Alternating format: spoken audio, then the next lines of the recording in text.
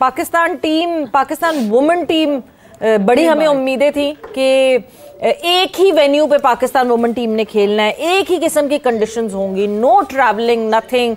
इसको as advantage हमारी team कैसे इस्तेमाल कर सकती है, मगर दिखा नहीं कि वो एडवांटेज की तरह इस्तेमाल किया हो पाकिस्तान वुमेन टीम ने। बिल्कुल आपने दुरुस्त कहा कि जब वर्ल्ड कप क्वालिफायर के 5 मैच जीते, वेस्ट इंडीज को हराया, बांग्लादेश को हराया, उसके बाद उम्मीद हो चली थी कि अगर पाकिस्तान 2 मैच अपने जीतेगा जो रिलेटिवली इजियर ओपोनेंट थी श्रीलंका और बांग्लादेश, तो पाकिस्तान एक अपसेट के साथ सेमीफाइनल में स्नीक कर सकता है, अंदर जा सकता है पाकिस्तान। लेकिन वो जो बांग्लादेश का पहला मैच हारा वो बहुत ही मायूस कुन था। ऑस्ट्रेलिया तो जाहिर है, ऑस्ट्रेलिया एक मेंटालिटी का नाम है, अगर आप उन्हें 118 पे 5 भी कर देंगे तो वहां से भी 221 रन बना लेंगे, जिस तरह बैथूनी ने खड़े होकर, अलाना किंग ने खड़े होकर रन्स बनाए और हम उनका कुछ भी नहीं कर सके। और पुअर कैप्टनसी थी उस मैच में फातिमा सना की, जब नशरत सांधू ने 3 आउट कर ली थी, उन्होंने 27वें ओवर से मुनी ने रन्स बनाए, मुनी छीन के ले गई हमसे मैच। 37वें ओवर में जब वो लेके आई नशरत संधू को वापस, तो उस वक्त तो मेला लूट चुकी थी बैथ मोनी।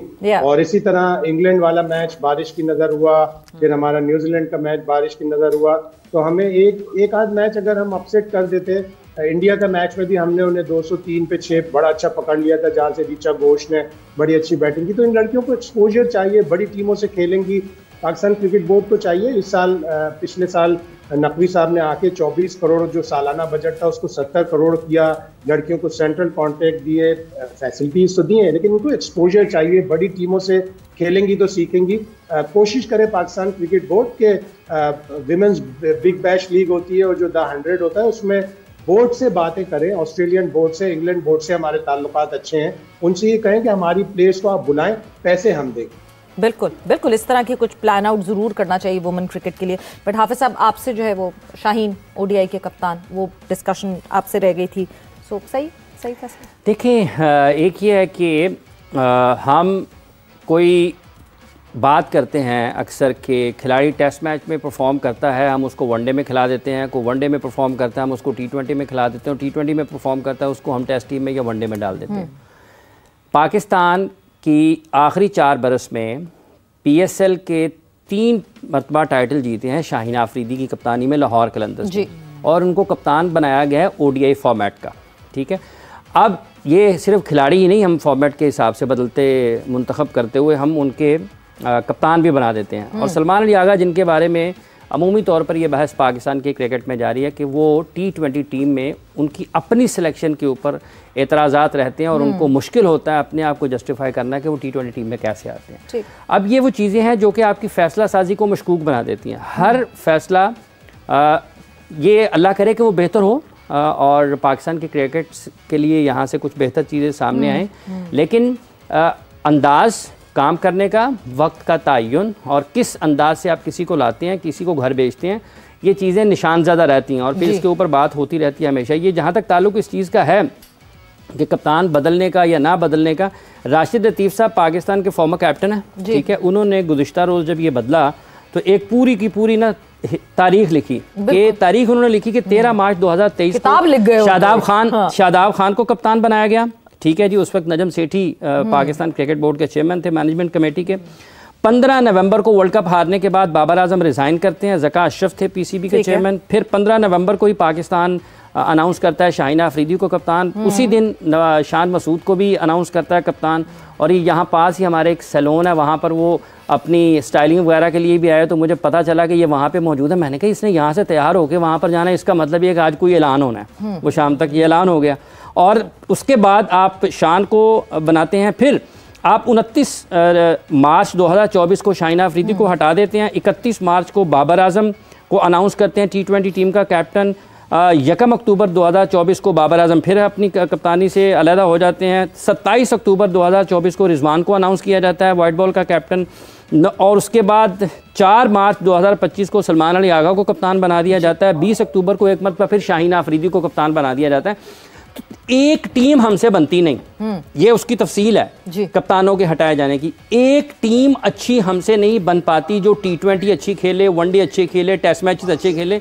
कप्तान हमने 3-3 बनाने हैं। एक टीम बना लें और उसका कप्तान किसी को बना दें, ये कोई आपको अच्छा लगता है उसको हटा देते हैं। अगर शाहीन को जब हटाया गया था तो बताया जाना चाहिए उनको T20 टीम की कप्तानी से क्यों हटाया था, और अब अगर आप उनको बना रहे हैं तो उसकी क्या वजह है, और सिर्फ 3 मैचेस के लिए आप उसको अनाउंस कर रहे हैं। आपकी लॉन्ग टर्म प्लानिंग क्या है, आप किस तरीके से इन कप्तानों के साथ क्या करेंगे आप?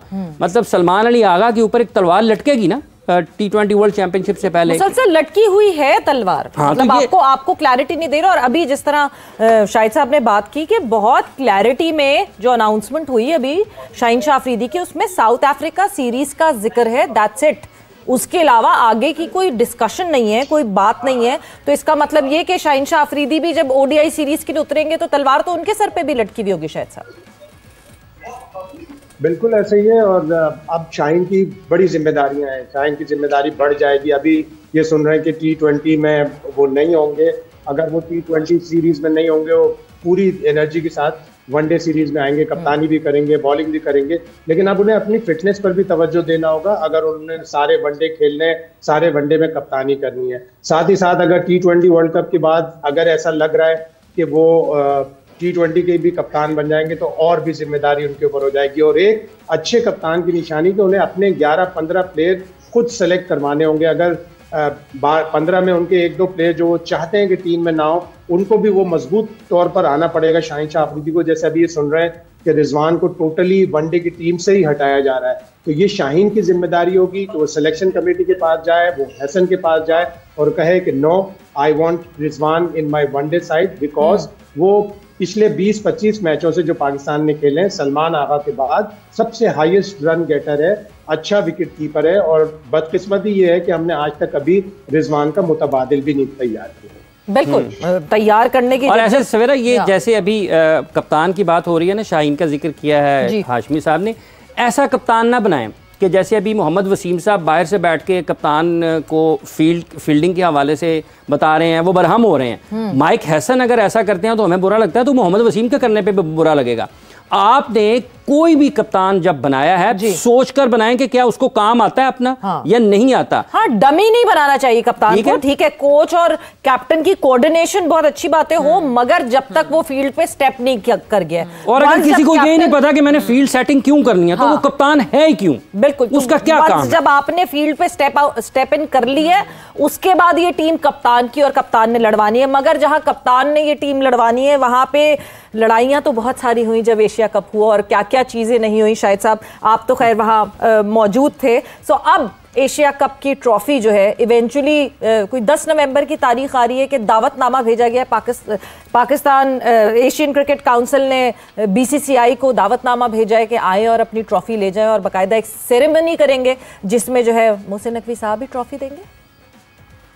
देखिए, अभी तक तो पाकिस्तान का स्टांस ज़बरदस्त रहा है। पाकिस्तान ने और मोहसिन नकवी ने जिस तरह डट कर मुकाबला किया कि ACC का एक प्रेसिडेंट है, उसी के हाथ से ट्रॉफी जाएगी। ACC के प्रेस रिलीज में 27 सितंबर, एक दिन पहले, फाइनल से पहले लिखा हुआ था कि ट्रॉफी जो है मोहसिन नकवी जो ACC के प्रेसिडेंट है वो हैंड ओवर करेंगे। तो फिर भारत ने सारा इतना हंगामा क्यों किया? और स्टांस पाकिस्तान का दुरुस्त है।